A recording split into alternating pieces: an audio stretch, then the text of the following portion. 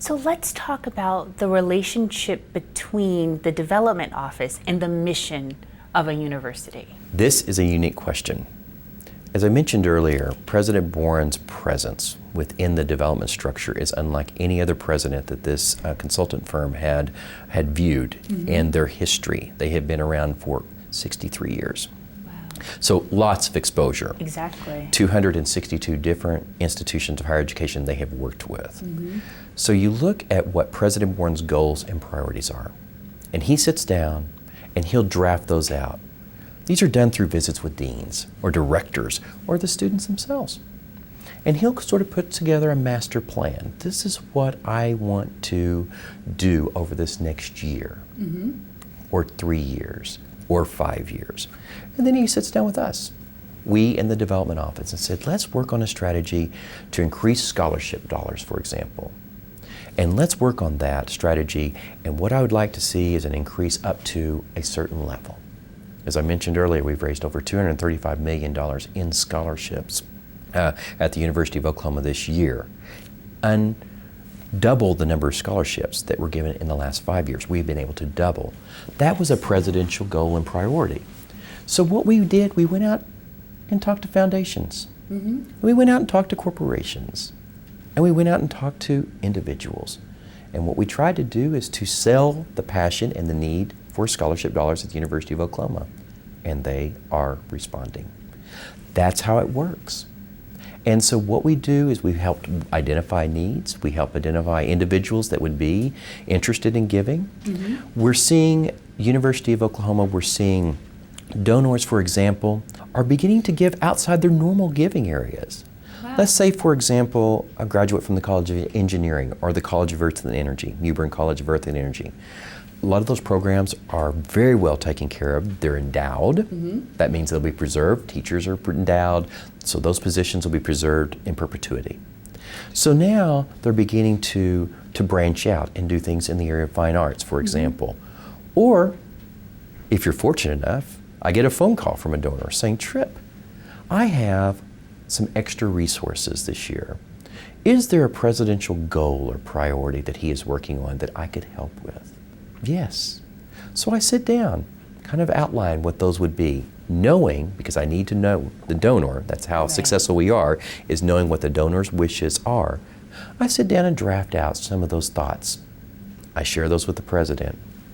President Boren signs off on every proposal we make. We're talking 4,700 last year.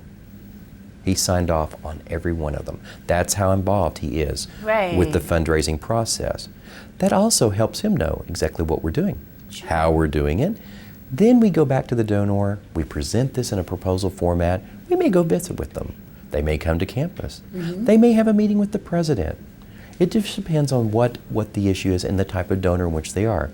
It's like everyone. Some people are very, very vocal about what they want to give to and support, and then others are more anonymous, very private, and do not want a lot of fanfare when it comes to their gifts. So being able to balance that is very, very important. Secondly, I have to bring in the OU Foundation again, because the gift will actually go through there. We will have an agreement, so it'll outline there again everything that the donor wishes in which to give. It's basically a promise. We, the University of Oklahoma, promise to deliver the goods as best we can to meet the goals and the needs of this gift. And so there is a point there of trust. Then when you have the trust, then you see the return on investment. You can see there again the benefit of the dollar. Once you have that, it's a successful package. And that's what they're seeing here at the University of Oklahoma. Look at our beautiful campus. Right. Almost all of the gardens are endowed, almost all of them. Why? Mrs. Bourne's idea. Because usually what happens during economic woes, landscaping is one of the first things to go out. We're just not going to mow the grass every week. Maybe we're going to do it every 10 days. We just don't have the resources to trim the bushes or to plant the flowers, things like that.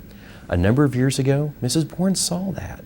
And so we've been working with Mrs. Bourne and a number of others to endow gardens and spaces and place. As you well know, Stephanie, we even have our students identifying areas to help our landscape office clean, keep it pretty. And it just shows you the impact that an idea has, presented to the right donor, given the opportunity, invested in the gift, and look at the return on investment are beautiful flowers. Right. You can say that through a faculty member.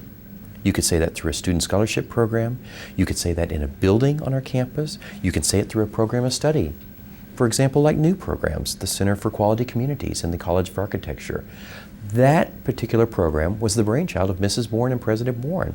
When they were traveling throughout communities in the great state of Oklahoma, they noticed that some communities just really couldn't afford a city manager or a director, or maybe even just a person to help with parking or the establishments of parks or anything. Cities just couldn't afford it. Why can't an institution like the University of Oklahoma provide that guidance, that help, that support? And that's what we did. We established this center. Last year we had an incredible conference, brought in all community leaders from all over the state, including Texas, Arkansas, Kansas, and New Mexico. And they learned about cities and quality communities and how important landscape is, how important parking is, how important it is to preserve buildings. It was just fantastic. Well, that program was unheard of 2 years ago. Right. So now what we're going to do is work on endowing that program, because the benefit is not just for our faculty and staff and students who study this. Sure. It's beneficial to the whole state and our nation. And no one else is doing this in the entire country but the University of Oklahoma. And that was a result of matching the needs Yes. and the ideas with the right donors. Absolutely, Stephanie. I mean, you put it just, that's exactly how it happens. And that's what we do best in. We have a very good understanding of who our donors are. We constantly are cultivating the next generation of donor.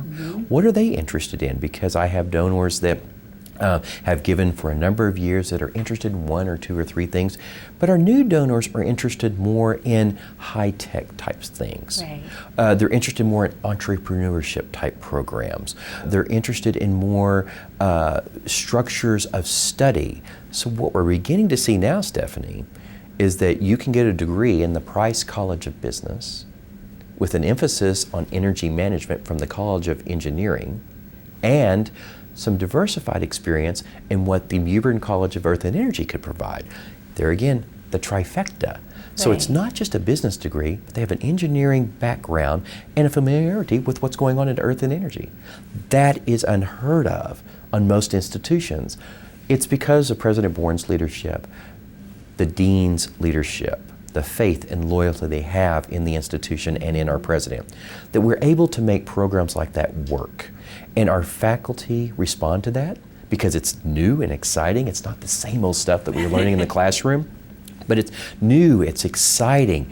It creates good opportunity for them. More papers, for example, a better understanding of what's going on. And then that student experience is what is so critical.